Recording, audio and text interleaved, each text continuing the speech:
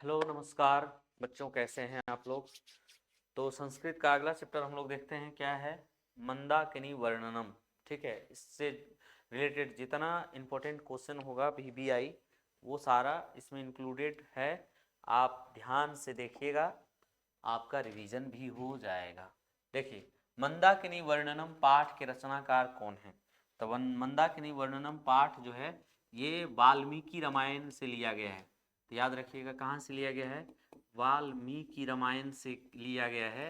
वाल्मीकि रामायण से ली गई है। ठीक है, तो रामायण से जब ली गई है वाल्मीकि के, तो रचनाकार भी कौन होंगे, वाल्मीकि। और यहाँ पर लिया गया है कौन कांड से, अयोध्या कांड से। ठीक है,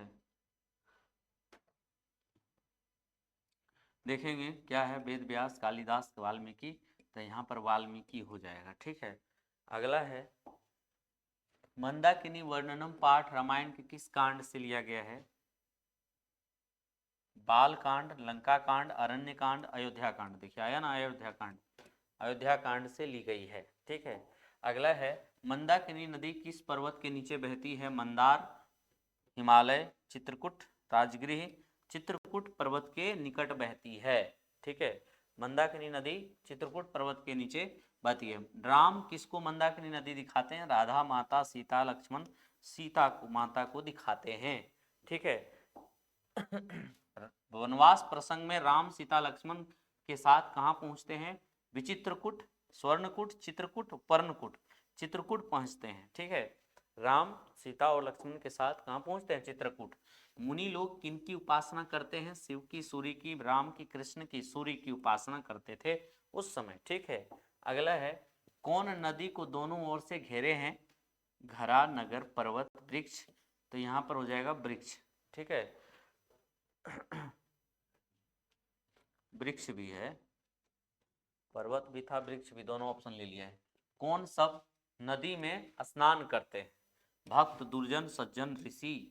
तो यहाँ पर हो जाएगा ऋषि लोग। ठीक है, ऋषिगण नदी में स्नान करते हैं, मंदाकिनी नदी। रामचंद्र जी ने शोभने शब्द का प्रयोग किसके लिए किया है, लक्ष्मण के लिए, तपस्वियों के लिए, गंगा के लिए, सीता जी के लिए, माता सीता के लिए।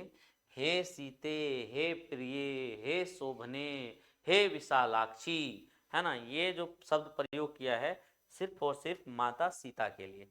ठीक है, जटा जिन धरा वल को तल वाससः, इस श्लोक कांस के रिक्त स्थान में कौन सा पद होगा, भाले, बाले, काले, ताले। तो राइट आंसर हो जाएगा इसका काले। ठीक है, कालिदास ने किस नदी का वर्णन किया है, बूढ़ी गंगा, मंदाकिनी, यमुना, कावेरी। तो मंदाकिनी नदी का ही वर्णन किया है किसने, कालिदास ने, रघुवंश महाकाव्य। वाल्मीकि रामायण के कौन सा पाठ संकलित है, विश्व शांति, कर्णस दानवीरता, नीति श्लोका, मंदाकिनी वर्णनम।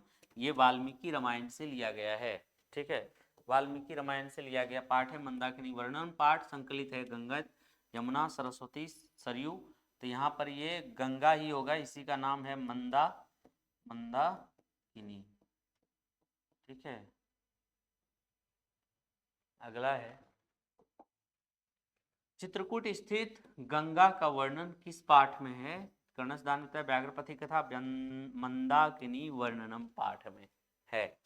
अगला देखेंगे, रमणीयानी तीर्थानी किम संजयंती। रमणीय तीर्थ का क्या उत्पन्न कर रहे हैं, रति को, गति को, मति को, भक्ति को। तो राइट आंसर हो जाएगा भक्ति को उत्पन्न कर रहे हैं। ठीक है, अगला देखेंगे, किस छंद में मंदाकिनी वर्णन पाठ है, वेद व्यास, कालिदास, वाल्मीकि रामायण में। कहाँ पर है, वाल्मीकि रामायण में है।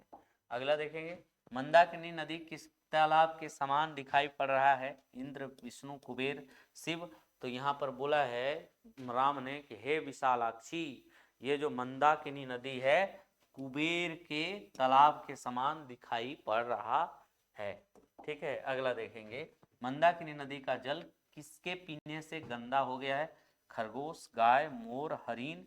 तो राइट आंसर यहाँ जो हो जाएगा वो हरिन हो जाएगा। ठीक है, हरिन के पीने से मंदाकिनी का जो पानी है वो दूषित हो गया। रामायण के रचनाकार वाल्मीकि, व्यास, तुलसीदास, कालिदास। तो वाल्मीकि हो जाएंगे। रामायण के रचनाकार कौन? वाल्मीकि। अगला है कालिदास की कौन सी रचना है? रामायण, रघुवंशम, गीत गोविंद, हर्षचरित। रघुवंश महाकाव्य जो है कालिदास की रचना है। अगला देखेंगे, राम किसे संबोधित करते हुए मंदाकिनी नदी का वर्णन करते हैं? सीता को, लक्ष्मण को, केवट को, वाल्मीकि को? तो सीता को संबोधित करते हैं, हे सीते, हे विशालाक्षी, हे शोभने, जटा मृग चर्म को कौन धारण किए हुए हैं? मुनि, छात्र, कालिदास, शिक्षक। तो मुनि हो जाएगा इसका राइट आंसर। अगला देखेंगे, सीता रामचंद्र के कौन थी? भगिनी, माता, पत्नी, भ्राता, पत्नी। कभी कभी पत्नी नहीं रहता है तो वहां पर क्या रहता है? प्रिया रहता है। ठीक है, एक बार पूछा गया ये क्वेश्चन कि पत्नी नहीं लिखा गया, प्रिया लिखा गया। भार्या भी लिखा जा सकता है, दारा भी लिखा जा सकता है, क्योंकि दारा मतलब भी क्या होता है? पत्नी ही होता है। भार्या मतलब भी पत्नी होता है, प्रिया मतलब भी पत्नी होता है। ठीक है, प्रिया मतलब उसकी प्रिय। पक्षी का पर्यायवाची, रवि, द्विज, काक, मृग, द्विज। ठीक है, पक्षी का पर्यायवाची शब्द द्विज है। अगला है, दोनों भुजाओं को ऊपर कौन उपासना कर रहे हैं फैलाकर? मुनि, देवता, मुनि, सैनिक, सीता। तब मुनि लोग कर रहे हैं। कौन कर रहे हैं? मुनि लोग। अगला देखेंगे, कौन नृत्य समान प्रतीत हो रहा है? भक्त, मुनि, वृक्ष, पर्वत। वृक्ष हो जाएगा। ठीक है, अगला है, रंग बिरंगे तटों वाली नदी कौन? गंडक, यमुना, मंदाकिनी, सरस्वती। तो मंदाकिनी नदी है। ठीक है, मंदाकिनी नदी। हंस सारस से युक्त कौन सी नदी है? मंदाकिनी, गंडक, कोसी, यमुना। तो मंदाकिनी नदी। राम इसका वर्णन करते हैं। जंगल जल के बीच में कौन तैर रहा है? मुनि, फूल, पत्ता, सारस या फूल? सारस फूल दो बार कह दे दिया है, इसका सारस और फूल दे दिया है दोनों। अगला है, कौन सी नदी प्राकृतिक संपदाओं से घिरी हुई है? मंदाकिनी, यमुना, सरस्वती, कावेरी।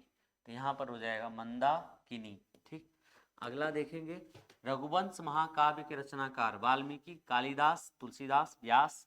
तो यहाँ पर हो जाएगा रघुवंश महाकाव्य जो लिखा है किसने? कालिदास ने लिखा है। विशाल नेत्रों वाली कौन है? श्री राम, केवट, सीता, राधा। देखिए, विशालाक्षी जो बोले थे वही विशाल नेत्रों वाली सीता का वर्णन किया गया है। मंदाकिनी वर्णनम पाठ भी क्या होता है? समाप्त।